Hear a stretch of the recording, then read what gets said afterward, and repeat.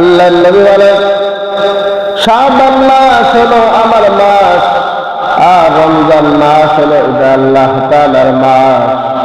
আল্লাহর নবী আমাদের বোঝাতে চাইলেন, তোমরা যদি ঠিক মতো সুন্দরভাবে যদি রোজা রাখতে চাও, তাহলে শাবান মাসের শুরু থেকে তোমরা রোজার ইহতিমাম করো, গুরুত্ব দাও।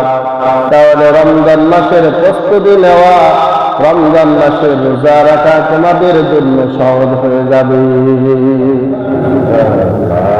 আল্লাহ নবী বলেন আহসু হিলাল শাবান লিরমাযান। আল্লাহ নবী বলেন তোমরা শাবান মাসের চাঁদকে বেশি বেশি করে তোমরা গণনা করো। কারণ কি, তোমরা শাবান মাসের চাঁদ যদি তোমরা গণনা করো, সময় মতো তোমরা রমজান পেয়ে যাবে।